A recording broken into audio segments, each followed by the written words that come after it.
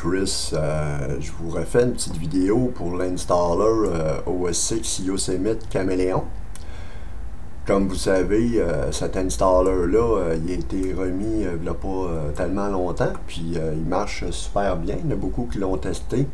Mais maintenant, j'ai fait la version V2, ce qui fait en sorte que le dossier app qui était installé dans la librairie Temp, il est enlevé parce que maintenant on a toutes nos options de driver directement dans l'installation avec l'installer. Je vais vous montrer comment ça fonctionne sans plus attendre. Ce que vous avez à faire, c'est que quand vous installez avec cet installer-là, vous le copiez sur votre clé USB, puis quand vous arrivez sur le bureau, ben là, vous le recopiez sur votre nouveau bureau de OS X Yosemite. Maintenant, ce que vous avez à faire, c'est que vous le démarrez. Vous faites continuer, vous allez voir, ça a beaucoup changé, puis c'est très intéressant ce qui se passe présentement, parce que je viens de le tester sur mon HP ProBook 4530S, puis tout s'installe parfaitement avec aucun problème de permission. Fait que c'est très encourageant, puis j'espère qu'il y en a beaucoup qui vont le tester. Puis ben c'est ça, mes amis. Fait que pour la post-installation, vous ouvrez ce menu-là ici. Vous venez choisir Caméléon, c'est certain. Si vous avez une petite carte graphique comme GeForce 550 en descendant, ben vous venez choisir Graphic Enabler Yes.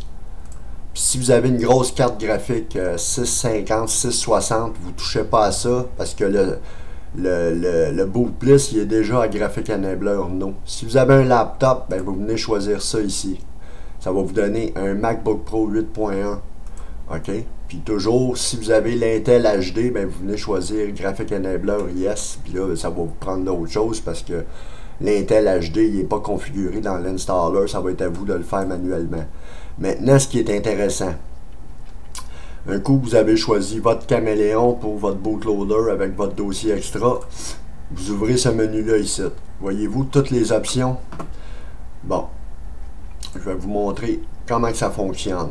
Si votre audio c'est ALC 898, vous venez choisir votre audio. Si vous n'avez pas un là-dedans, vous venez choisir le Voodoo HDA.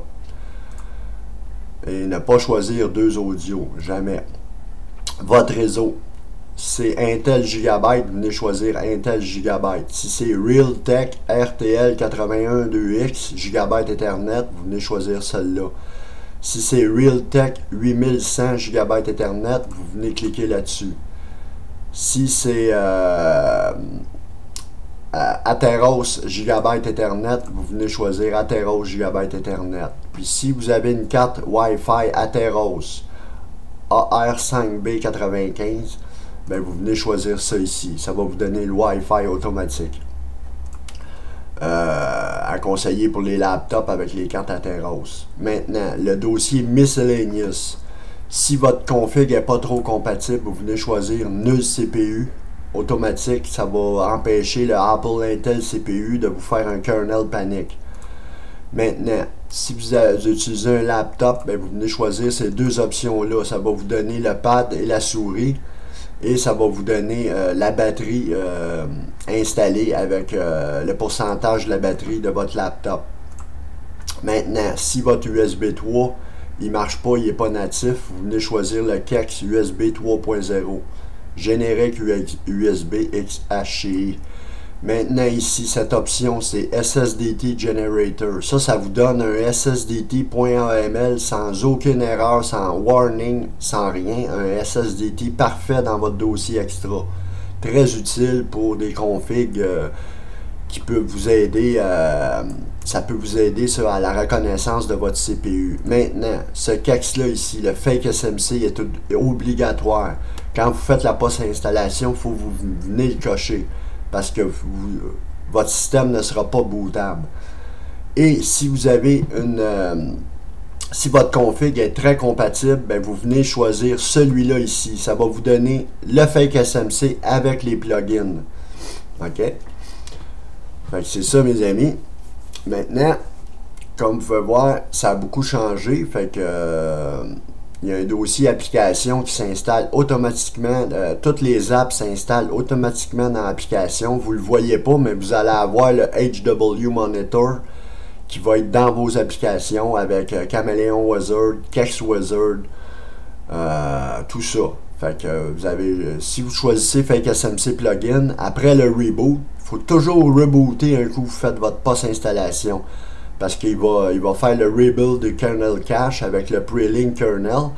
Fait que votre système va être parfaitement bootable. Au deuxième reboot, vous aurez plus les messages du pre-link kernel. C'est comme je vous dis, si après le reboot, vous allez dans vos applications, si vous avez choisi le Fake SMC plugin, vous ouvrez HW Monitor, vous allez avoir ça ici.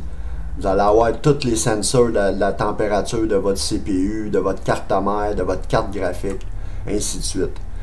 Je ne conseille pas ça pour les laptops. Ça va vous en prendre un autre. Il va falloir que vous le trouvez manuellement, vous l'installez manuellement. Vous prenez simplement ce Fake SMC-là si vous n'êtes pas certain que ce soit un laptop ou un PC. Ceux qui connaissent ça vont prendre celui-là ici. Fait que c'est ça, mes amis. Puis j'espère qu'il y en a beaucoup qui vont le tester puis on va avoir des bons retours. Fait que démarrer un sujet à part, ne démarrez pas un sujet sur cet installer-là parce que ça va embourber le tuto, le thread. Fait que j'aimerais mieux vous démarrer un sujet puis nous expliquer comment que ça s'est passé votre installation, votre post-installation. Fait que c'est Chris, je vous remercie beaucoup de votre écoute. À la prochaine. Bye bye.